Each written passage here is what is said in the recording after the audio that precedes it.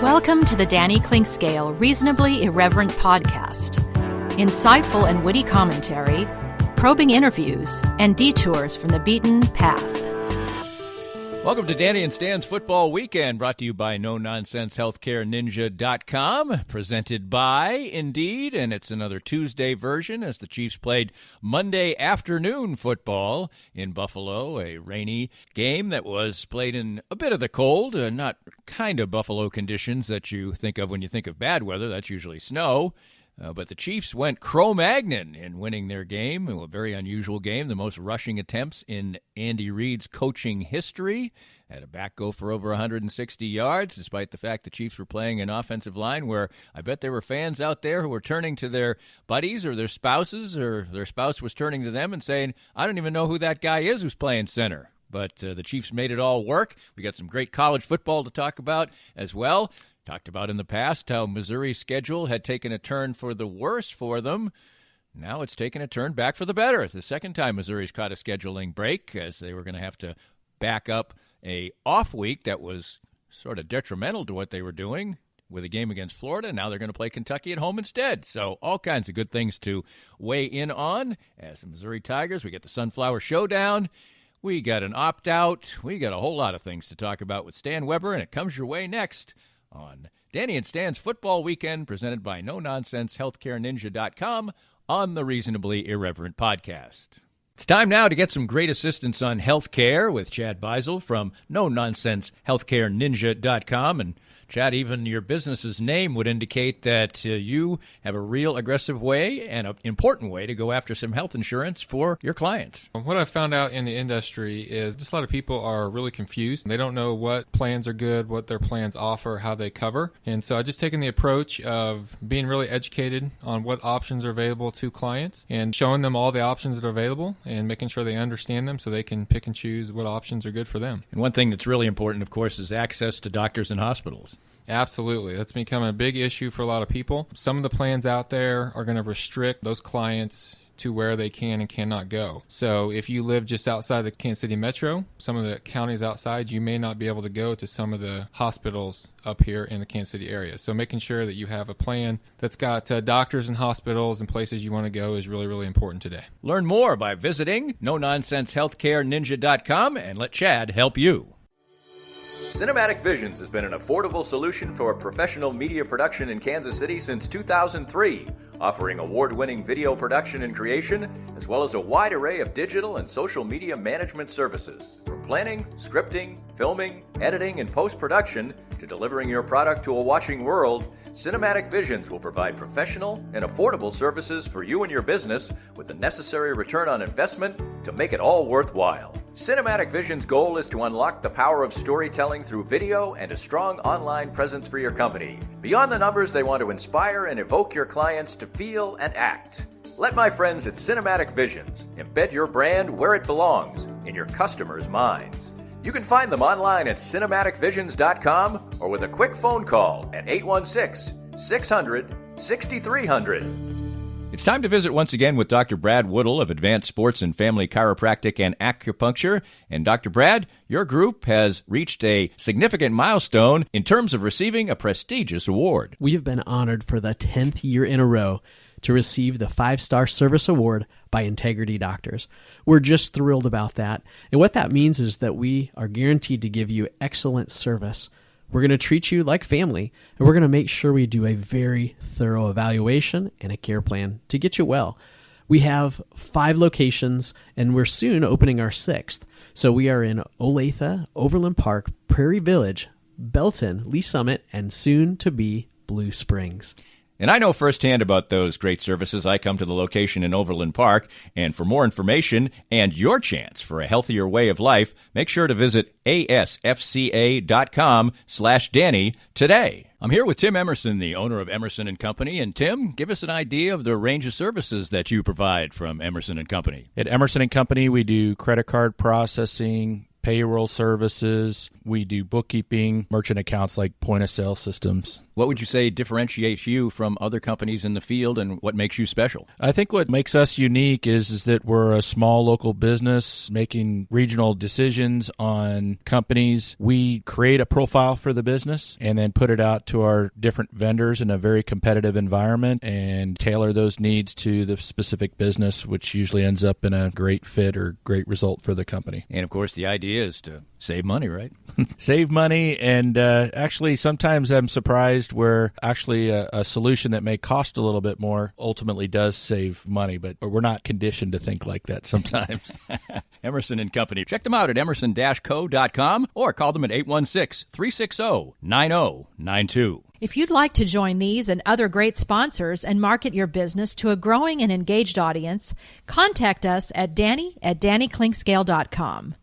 Look forward to hearing from you. Monday afternoon football, and you are relishing some of these twists and turns that things come up with because you got a doubleheader of football. Now, the back end of it hardly went the way that you would have liked. It's the Dallas Cowboys, who, by the way, are still in first place in the NFC East, got absolutely slobber-knockered by the Arizona Cardinals. But the Chiefs were up first, and in a very unusual game, the Chiefs get the win, and they did it relatively comfortably. It's something we'll address, and I know that you've talked in the lead-up to this game about the fact that, you know, when you lose a game and you're the Chiefs and you do some things that were a little off the page, just getting back to regular old football, and the team talked about it, and then they went out and did it.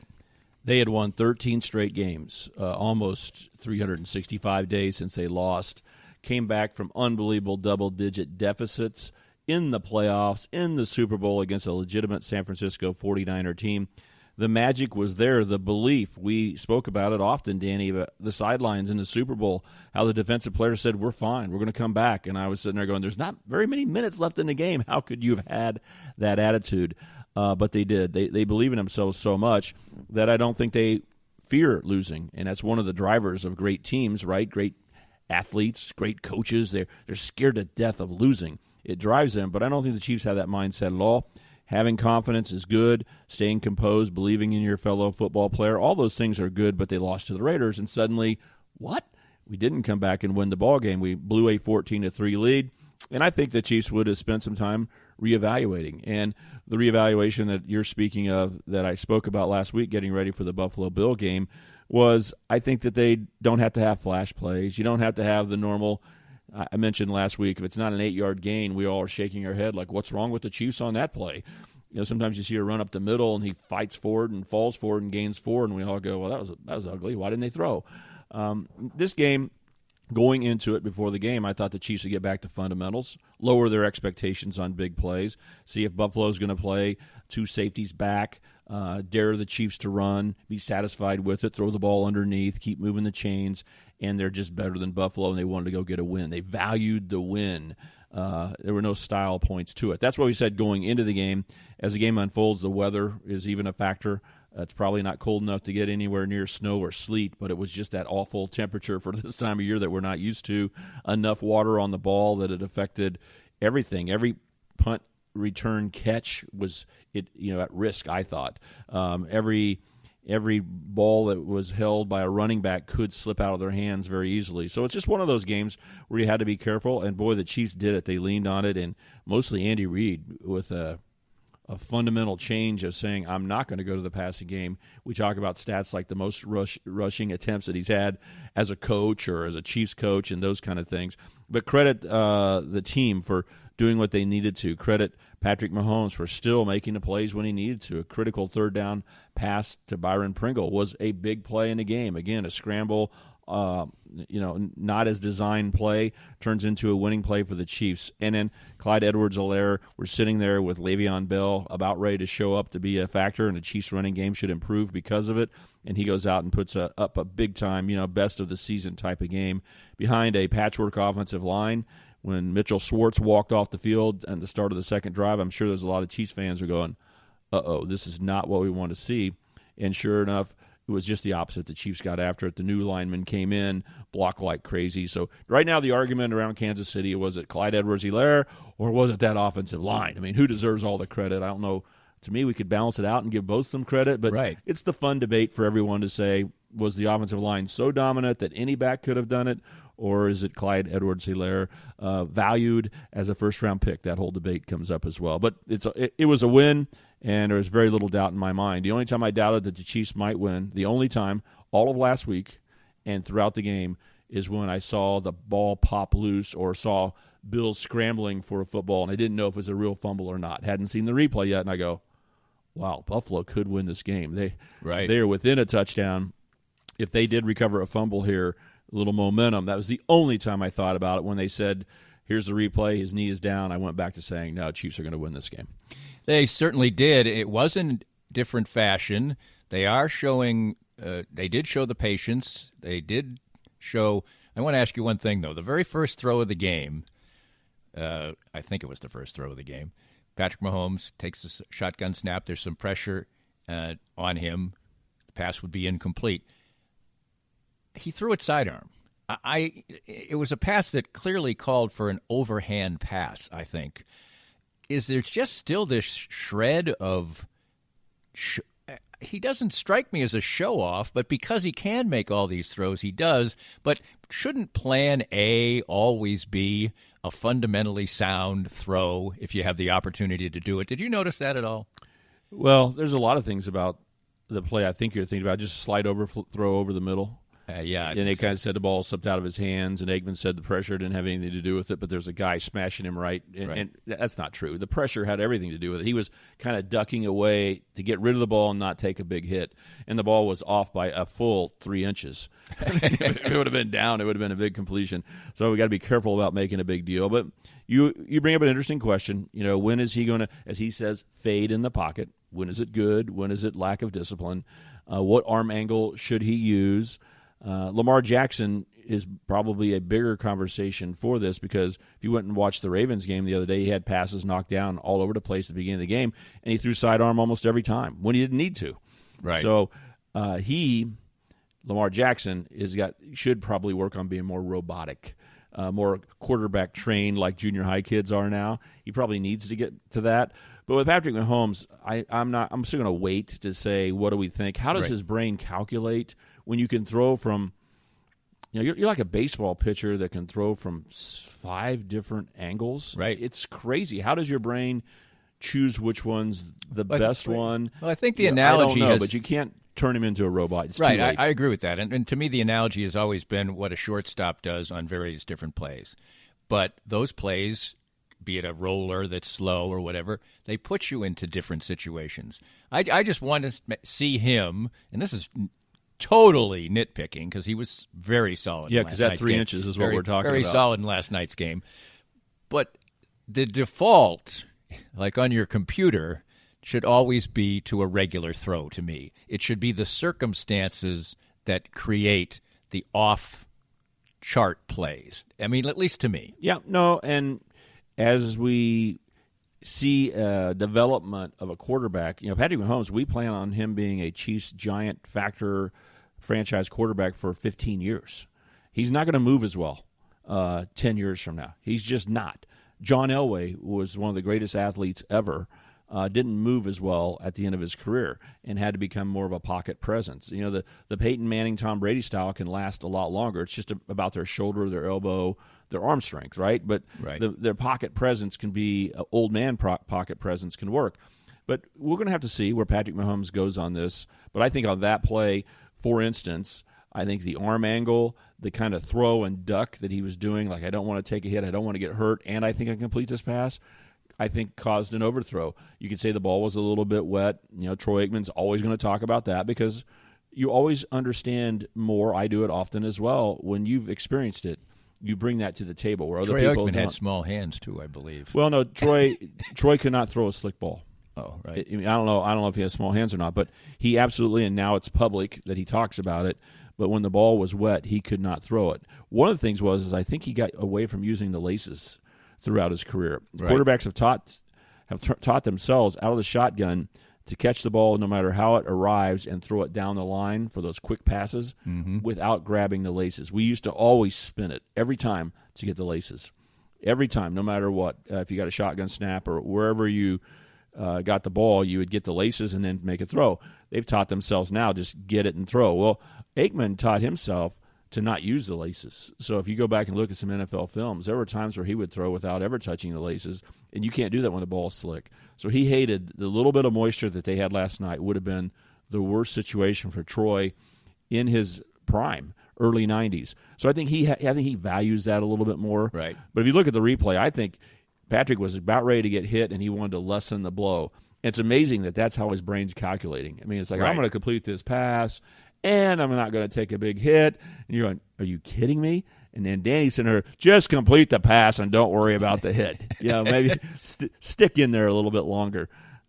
But he's amazing. He quietly managed the game. Mm-hmm.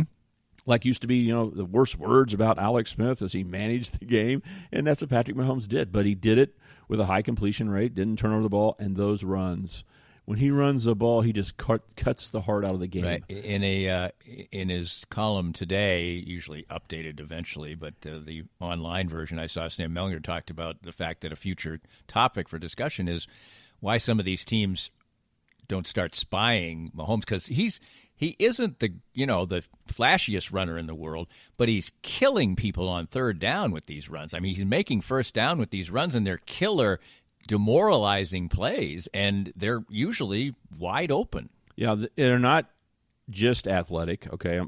It's not about his athleticism. Right. It's his ability to read the coverage. Yeah. And so when they jump in man-to-man, now everyone wants to say they have to have two safeties back, right? That's the latest thing with all the analysts. We know they're going to play two safeties back against the Chiefs. Well, Sam and others need to start counting up. There are 11 players. You can't have a spy, double-team I Hill, thought of that, double-team Kelsey, have two safeties back. You can't do all those things. You got to pick your poison. And what's so great about Patrick is it's not on third down that he's going to run. He only was going to run when you cover him in a way that guards his receivers, but they're got their backs turned to him. And so he goes, here comes the four rushers. My guys are having contact. I'll just scoot over to the right.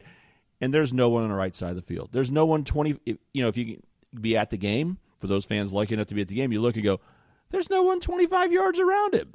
And he just jogs over for the first down. What's amazing is Lamar Jackson's athletic ability. When you see him scramble, it's after he saw his first and second read aren't open, and then he starts calculating, what am I going to do? And he can get out of trouble, run in circles, all of that. Patrick Mahomes is by the time he's got his last step and his drop, he's like, I'm going to run. Right. And it's just easy because he makes a quick decision, lets the blocking before they escape. He doesn't get caught from behind. Like sometimes if you wait in a pocket, a rusher who's out of the play accidentally runs into you, right? Gets hit from behind, you fumble. Patrick's already decided so early. It's amazing. His running is like a RPO. When he drops back, it's truly going to be a pass until he goes, man-to-man, everyone's running away. We only need 7 yards. I'm going to run over there, and doesn't take a hit. It's incredible execution, understanding of the game, and, boy, if you're a Bills fan and you're thinking about this is our chance, we got to get them off the field. The Chiefs aren't in third and medium or long very often. You got to get off the field. This is a big third down, and then he jogs over to the sideline or puts a nice little slide in. Right. It's amazing what he's doing. Let's talk about the other quarterback. This was a time for him. He was basically, people were talking about his MVP caliber performance so far this year. Obviously, they had a rough day in the previous game. This was time to, turn that around. Maybe the conditions got to him. I don't, he played at Wyoming, so I don't think he should, probably have been fazed very much by it. But Josh Allen came out slow and hardly ever heated up. Josh Allen is getting better. He's a big guy. He's got a strong arm. I think he's trying, and the coaching staff, McDermott, is doing the same thing. They're just doing it a solid way. It reminds me a little bit like Marty Schottenheimer. They're trying to play good defense and special teams and every aspect of football. They're trying to do the right thing, but they're not in the elite level yet. They're just learning how to win. And Josh Allen is more like a big kid in junior high who drops back to pass because you want to develop him and you think you got some receivers who can catch. And so let's call a passing play. And if he gets caught back there and starts to run, he'll run over like 5 kids and make an amazing finish. And even in the NFL, he's running over people, skipping through tackles. It's amazing how physical he is, how determined he is, how a dive for first downs. It's all incredible. It reminds me of a junior high quarterback. Like, wow, he's bigger than everybody else. How did he make 12 yards? He shouldn't have 7 kids fell off of him. It looked like that. But when you are hoping that he's going to stand back there and throw the ball accurately and make a good read, it's flip a coin. I mean, there were open receivers that he missed so blatantly, It was ridiculous. I mean, what NFL quarterback anywhere would you expect to miss some of those throws? I mean, he's as random as can be. Go back and watch his playoff game last year when they went on the road in Houston. It was awful. The game against Tennessee Titans, they got killed, and he was a deer in a headlight, and everyone gave him credit. Well, not everyone. I heard some analysts say, well, he kept fighting. He'll fight like crazy. I mean, he will fight like crazy, but he's not a refined quarterback at all. He's middle of the road, arrow pointing up because he's young, he's big, got a strong arm. But I look at Herbert for the Chargers. What's the difference in these guys? I'll tell you what the difference is. Allen's the franchise quarterback, been given the reins, and he understands it's important what he does with Buffalo. He's a year or two ahead of Herbert, but both of them have the same size, physicality, and will they be great or not? Let's just wait and see. It's a long ways down the road, but last week I was asked that question. Is he near the 4th best quarterback? His stats look good in the NFL and all those kind of things after Patrick Mahomes, Russell Wilson, Aaron Rodgers, and the answer is no.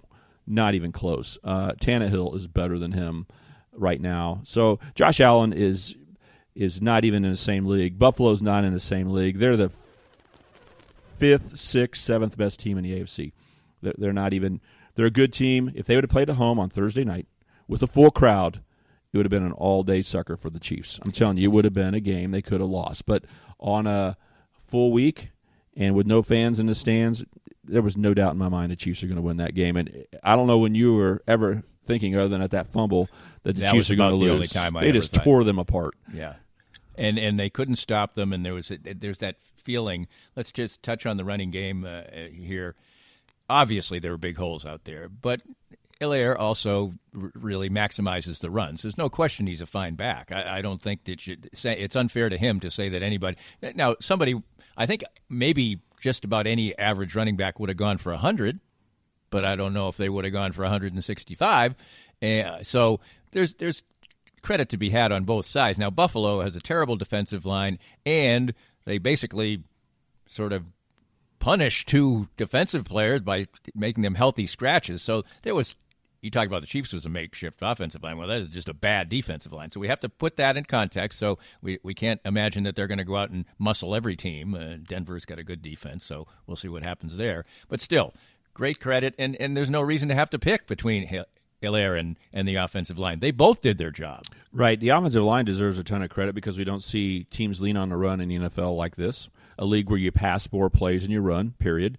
You don't see Andy Reid team and a team that has changing up in the line and injuries and those kind of things.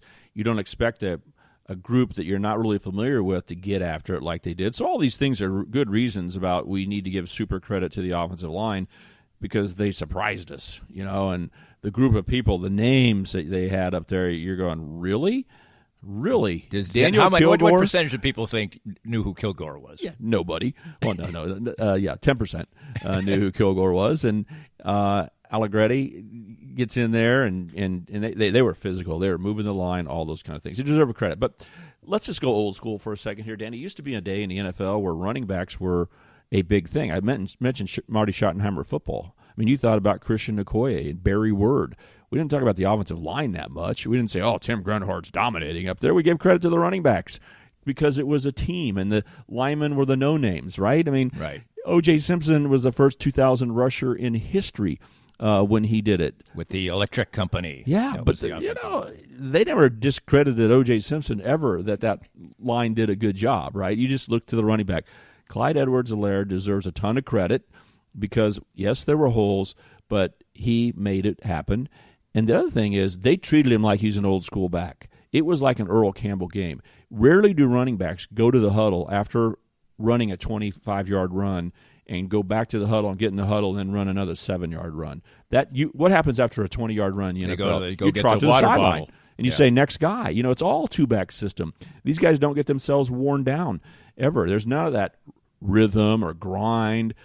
Clyde Edwards-Helaire was beaten up, man. This was old school. When he walked back to the huddle and no one was coming in to sub for him, and he's getting the ball again, that takes a ton of credit, Danny. It's one thing to have a 6 yards per carry average if you ran the ball 4 times, okay? It's a whole different thing when you do it 26 carries, and he ended up averaging 6.2 yards a carry. Mm-hmm.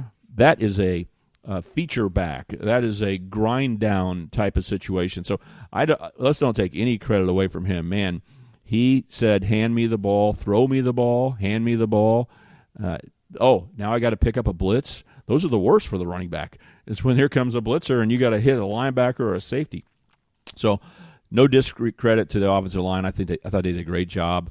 Andy Reid and the coaching staff deserves a lot of credit for piecing it together and acting like it's no big deal. Right. And but let's don't discredit the running backs at all. I mean, that was a big-time performance. And then you think, and he's got help coming. I mean, he might be worn down this week, but Le'Veon Bell's here for the next game, so he can split carries again. Yeah, absolutely. And to wrap this thing up, the Chiefs dominated this game. Both of us felt there was like a 30-second span where we thought they might lose the game. However, other teams might look at what the Bills did on defense and say, well, fine. We'll take Patrick Mahomes only throwing the ball 25 times. We'll take the Chiefs scoring 26. Should have been 27 extra point. But still, their average was 30. They held them under the average. I think a lot of defensive teams would have taken that. That's why playing football the way you used to is such a difficult margin. Playing football the way the Chiefs do can create some really easy games. So it is a different type of thing, and I don't think this game is going to in any way, shape, or form change other teams' idea that the way to play is the way that San Diego played, and New England played, and for that matter, Buffalo played. That's well said, especially the conclusion. If we were a coaching staff, we were the Broncos coaching staff getting ready to host the Chiefs this week after a big win. That was a nice win by the Broncos to go to New England and win the game, even though they kicked field goals and all of that. Had Drew Lock back.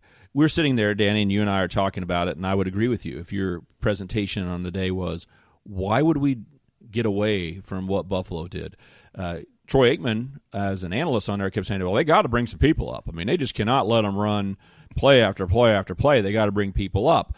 And we would be saying, under this analysis, let's go ahead and let's just stay within a touchdown, hopefully force a field goal here or there, and maybe we can... Or get the turnover. We just get that turnover, maybe we can win. Yeah.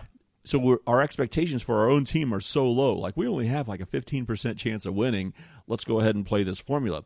I think that's right, Danny. I think it's a good analysis, but there's hardly a coach in the world who goes into any game and doesn't think his team has a 40 or 50% chance to win. It's the internal optimism that every coach has to have in every team. They don't want to respect anybody that much. So I think while you and I can say that really, if you're any team in the league, would you take where Buffalo was midway through the fourth quarter against the Chiefs, even though they're getting run on down after down?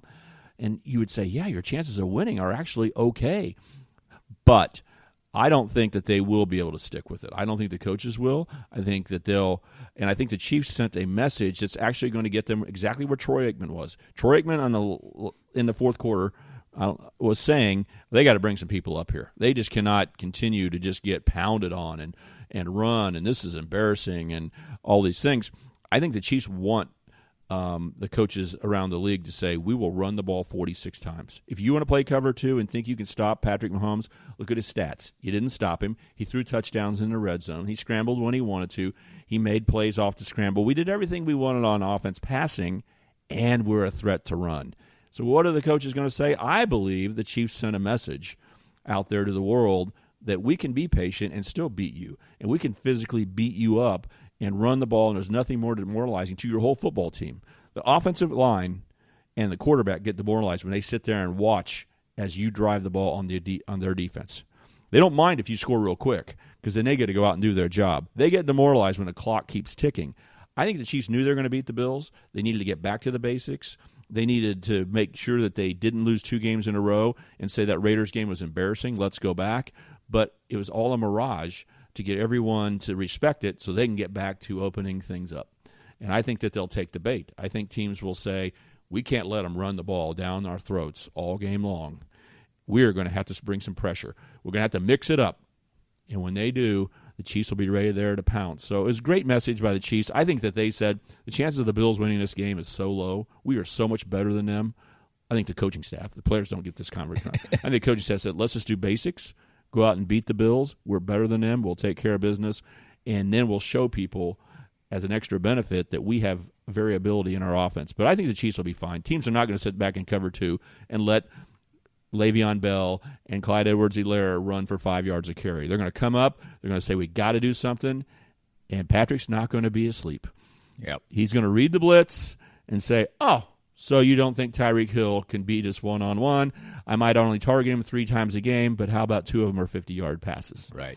The real quick, the Broncos have anything for the Chiefs this Sunday?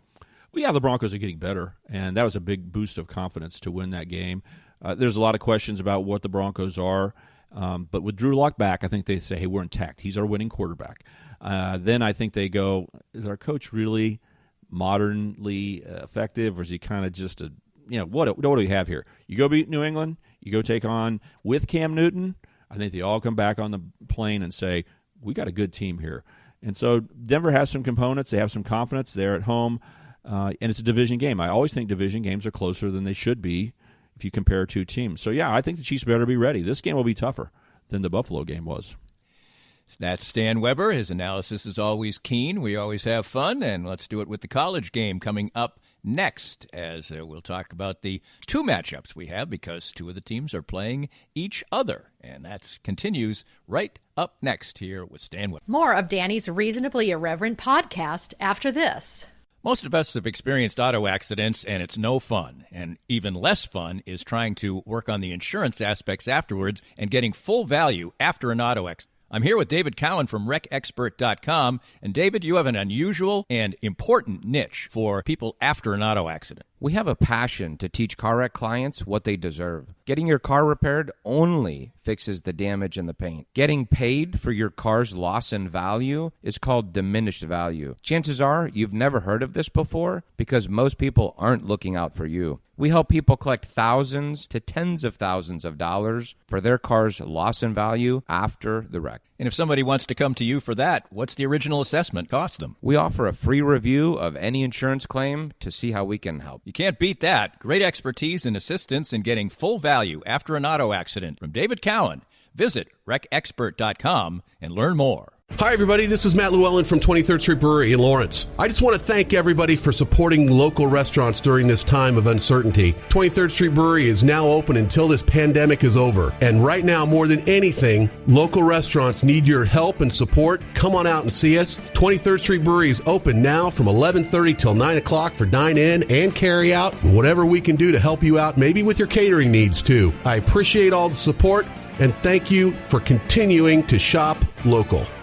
We're here with Joe Spiker, the CEO and president of Easton Roofing. And, Joe, you had a great year in 2019, a record year. 2020 comes, things are moving smoothly along, and then the coronavirus comes. But your company seemed to be very ready, very proactive, and very ready to serve your customers well. Yeah, we adopted social distancing very early before the cities even put out the notices. And we started working from home. We are largely cloud-based as a company, so that transition was easy. Our technicians are wearing masks and gloves, and salespeople are not meeting with homeowners. We're doing everything digitally and doing everything we can to do our part to get over this as quickly as possible. So for any needs that people have right now, what's the best way to get in touch with you? Well, you can always call us, 913-257-5426. But the best way is to go to eastonroofing.com, put your information in, and we'll give you a call. Easton Roofing. Integrity matters. Firsthand, I have enjoyed the benefits of the CBD products from Canaway. My back feels better and better these days, as a major part of my routine are the pain-relieving salve and the pure gold oil. And recently, I had the pleasure of a treatment session using the Canaway CBD in conjunction with the Microlight 830 cold laser. The non-invasive treatment session worked wonders, and I could barely tell I was even being touched. TML 830 is the first 3B cold laser to get FDA approval, and in addition, the combination treatment with CBD is patent pending. The new smart laser is the only hands-free cold laser in the world and is used by athletic trainers, chiropractors, MDs, physical therapists, and veterinarians everywhere. You can learn more about all the great benefits from the complete line of Canaway CBD products by contacting my friend Sherry McCants at 515-208-6312. That's 515-208-6312 to get outstanding information about Canaway. If you'd like to join these and other great sponsors and market your business to a growing and engaged audience, contact us at Danny@DannyKlinkscale.com. Look forward to hearing from you. Time for the college game on Danny and Stan's football weekend, and it's time to talk Sunflower Showdown first. And this doesn't seem like it has the prospect of being much of a football game. The Kansas Jayhawks are now down Puka Williams, who has opted out. Never going to doubt the veracity of somebody's statement that he's doing it for the health of his mother, but I guess I am going to doubt it. I think there's other reasons involved here. His mother was obviously sick before, and he was playing football. But that being said, I'll be the bad guy there. He probably just doesn't want to get beat up anymore and rush for 3 yards a carry. Kansas has another viable back, so I don't know if that changes the narrative that much. But Kansas came out and showed some fight. Their defense really played with some, vitality and veracity, but eventually you just get worn down, and the offense was so bad. They put up a drive early, but Miles Kendrick doesn't seem to have what it takes. Just trying to play college or pro football these days without good quarterback play is just too difficult. Now, Kansas State proved, at least for one game, that they maybe can pull that trick off, but we'll see how that happens. Tough to paint a scenario where Kansas plays competitive football in this one, Stan. Well, I think if you're a Kansas fan, that's absolutely right. But, if you're the opponent, and I'm more of the K-State side here, obviously, right. You look at the danger factor. What can they do? 2 years ago, they really played very focused football in Manhattan and had a chance to win the game. And Puka Williams' explosiveness was there. Khalil Herbert, who I said is a killer, right, averaging almost 10 yards a carry right now for Virginia Tech. Those two guys were very, very good, and they had a Carter Stanley who could make plays. The thing that Kansas does is they usually sort out and try to figure out who their quarterback is. Not a good scenario, but it's pretty easy for me to predict each year, Danny, when you and I get together, either here or on College Game Day on Saturday at 9 o'clock, who the quarterback for Kansas is going to be. They don't mess around. They put the best one out there when it's the K-State game. This week, I don't know who the quarterback's going to be because I don't know which one's the best of the three. They've all had their chance. Miles Kendrick, his upside really made he just didn't look dangerous at all. His only long pass was a tipped ball that could have been at least knocked down, ended up a touchdown pass, and Kansas offense looked pretty anemic against West Virginia. Now, West Virginia is good, and their front's very good, but K-State's defense is good as well. Then you go, can Thomas McVitie show the potential that they've been talking about for a long time? Is he healthy? Kansas could go back that direction. Or do you go with Jalen Daniels, who's been battling a foot injury and is only a true freshman? None of those options seem really good for Kansas. I do think they have another good running back. Velton Gardner's actually been better than Puka Williams. So they're not devoid at the running back position. They're going to have to rely on their wide receivers, Parchman and Stephen Robinson, are some dangerous players. Kansas is going to have to hope for some big plays. But the positive that you talked about was the defense. DJ Elliott as a defensive coordinator is a veteran. He's been around, and I thought he had a great plan for West Virginia, and I think it's going to put a true freshman, Will Howard, for the Wildcats on notice that they will blitz from anywhere at any time, and they don't show it early. So the free runner, the guy in the backfield to stop you for a negative 2-yard run, might cause a punt. Get hit in the back when you don't think that someone's there. Those kind of special plays are what Kansas has to have to win the ball game. So K-State's the better team. K-State's defense, if they do what they should squeeze this game and guarantee a victory. Like you said, when you only gain 200 yards a game or you just can't get anything going on offense, how do you win in modern football? Well, K-State's not going to be lighting up the scoreboard with 50 points and throwing the ball every down with Will Howard. So K-State's not going to come in thinking, boy, our offense is unstoppable. But the game's really on the K-State defense. If they do their job, control Kansas, don't allow the big plays, and no matter who the quarterback is, keep them in the pocket, create a struggle, then Kansas doesn't score many points and K-State wins. That's the definition for K-State. Kansas needs something crazy to happen, and I think they'll do it with blitzes and just hope something happens in that part of the game to be positive. You talk about the mental aspect of the game, and in this game, you've got rock-solid mentality for Kansas State, and certainly quizzical, doubtful on the Kansas side, it's not a good prescription. No, it's not, and that's why Kansas State has won 11 straight games. There's been 3 times in the history of this series that someone has won 11 straight. Kansas did it first in the day. K-State did it with Bill Snyder starting in 1993, and then right now K-State's on an 11-game streak. So this ties the longest streak in the series, and the difference between KU and K-State these last 11 years has been that K-State is totally a solid team together, has focus, understanding of what they need to do. Going into this game last year, a lot of people had picked Kansas. Why not? German was the new offensive coordinator. They should have beat Texas. I mean, you have to go back and look at the clock. Was the clock even operated correctly? It seems like Texas got a few extra seconds to win the game with the field goal. Kansas went down and whipped Texas. It was very impressive. And there was all these reasons why K-State was going to lose, but your statement summarized it the best. After the game was over, you go, oh, wait a second. K-State was rock solid. They knew exactly what they were going to do. Their starting first and second team backs weren't available, and they just pounded Kansas. So, yeah, it's a good formula for K-State, and it's a bad formula for KU that the Wildcats are together. I mean, they are, how do you say it? 5 fingers make a fist. Right. K-State is kind of the ultimate fist right now, ranked 19th in the country in one of the polls. I mean, you look at their lineup and you say, how can this be? They're picked like 7th or 8th in the conference preseason, and now they're 19th in the country. It's because they fight so well together. Missouri, they've been one of the poster children for how COVID affects a season. Check your schedule daily, Missouri. Yeah, they had a lot of cases. If you're one of the few that go to Columbia to watch the game, how do you know which week you're supposed to go? Yeah, they had a lot of cases early on themselves. Then they've been affected by other teams, and another schedule change comes, and this time it's a good one. I thought losing the Vanderbilt game at the time it was a bad thing for the Tigers, but now they'll be a fresh football team playing against a Kentucky team that has been balls out on defense the last couple of weeks. And so Missouri was great guns on offense the last time out. So this is an intriguing game. Kentucky probably should have won one more of the 2 games they lost, and they showed the last 2 weeks, I think, that they're the kind of program that they've become. Solid, tough, tenacious. Really intriguing matchup.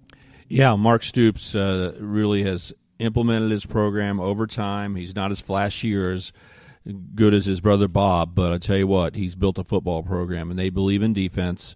And what you saw when they played Mike Leach in Mississippi State, who was considered a pretty hot team and the high-flying offense that Mike Leach has, and he did not allow him to score. They only scored 2 points on a safety. So it's the first time ever Mike Leach's offense doesn't score, and they back that up by allowing Tennessee to only score 7 at Tennessee. So this is not an easy game. It's definitely not Vanderbilt. I'm glad to see Missouri play. It's nice that they get to play at home instead of on the road. But this is going to be a really hard game. This is big time. The good thing about Eli Drinkowitz here is he's going to be able to say, guys, it's a new time. I know Kentucky always finds a way to beat us. It's 5 in a row, I think. It's crazy. It should not happen, right? I mean, even as the worst Missouri should be against Kentucky, even with Mark Stoops' program. But no, every year something crazy happens, and Kentucky finds a way to win. So I think Eli Drinkowitz will just play off of, I don't know anything about that. I mean, we're a whole new coaching staff. And right. Did Bazelak, was he the starting quarterback 3 years ago, or is he just new to I think you can just put reset. But it still won't create the type of adrenaline. It'll give them a chance. They won't be intimidated. They won't have this mentality of, gosh, something always goes wrong against Kentucky. Those things matter, I believe. They'll give themselves a shot, but they will not have the adrenaline of looking down and saying, those are LSU's uniforms. It's one of the reasons why I thought Missouri would hang with LSU is because the excitement level and it being a home game and all of those things, LSU would kind of be caught with their pants down, as you want to say that, and Missouri's going to be excited. This is not that. So this is really going to be a prove-it game for Missouri. I think we're going to really see how good they are, and I'm not saying that they're bad. I just thought it was magical. The mindset they would have against LSU was magical. This is just back to what we are. We know who the quarterback is, and Connor Bazelak. We know who our head coach is, and Eli Drinkowitz. We know what our defensive system is. I mean, everybody in Missouri is ready to roll, and they had a week off. Let's go. It's a home game. But you're going to have to do everything right to beat Kentucky. This game is a very even game, and if you had to say who's favored, I'd say Kentucky's a little bit favored. I mean, I think Missouri's offense and the way they move the ball will struggle against Kentucky. Now, the good news for Missouri is Kentucky doesn't have big plans on offense either. They have only 3 touchdown passes all year from the quarterback. This could easily turn into old school SEC, kind of a lower scoring game. Could go either direction. This will be a fun game. This will be so underrated around the country. There's not going to be a lot of people talking about, especially with the Big Ten. Welcome back, Big Ten, Danny. Right. The Big Ten is back this week. They're going to be talking about those teams, right? Ohio State. And no one's going to be spending much time worried about Kentucky and Missouri. But this is really a big-time game. It strikes me to conclude that maybe Kentucky under Mark Stoops has really sort of become the K-State of the SEC, trying to do things in a different way. But as you said, you're going to have to go beat them because they will be sound across the board. That's really well said. I thought you were going to say that they're kind of like Gary Pinkel, that they've just been solid for so many years that you start going, this guy's really good. Yeah, that's a good analogy, too. The reason why it's a little unfair is because when you think about Mizzou and Gary Pinkel, they actually won the division in the Big 12 a couple of times, once, and they won the division twice in the SEC. So I'm not saying Kentucky's done that. Okay, so Missouri fans do not be upset with me. But I think there were times where Gary Pinkel was underappreciated for the toughness and the solid way he was coaching. Even Missouri fans didn't really, it's good. But then, boom, he took it to another level. And I think that's what Mark Stoops has done, is just Kentucky fans aren't in love with Mark Stoops like he's the greatest thing in the world. It's like, yeah, it's fine. Our football program's solid. But now they start looking around and going, he's really starting to up his game a little bit and be a real factor. So, anyway, I think Missouri definitely is higher under Gary Pinkel. But a tough game, really interesting to see. Better than going on the road to Florida. But I cannot believe how Missouri's schedule keeps changing. It's not only from the original schedule to a COVID schedule. Now we're on a week-by-week change. They weren't supposed to play at home. I mean, how about on Thursday, you're thinking, I can't wait to watch that LSU game on TV, and then you're, what? We could go to the game? Yeah, that's right. Do we have plans this Saturday? And here's another example where they're supposed to be in Florida, and they're back at home. So Mizzou fans need to be nimble to head to Columbia. That is Stan Weber. Always fun to catch up with him, and we'll be in our regular Monday slot next week, we think.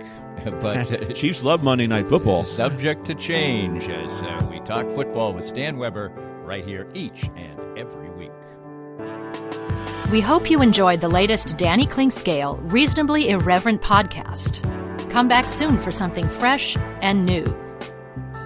This podcast was made possible by our great sponsors like Nononsensehealthcareninja.com, specializing in expert healthcare guidance and assistance for you.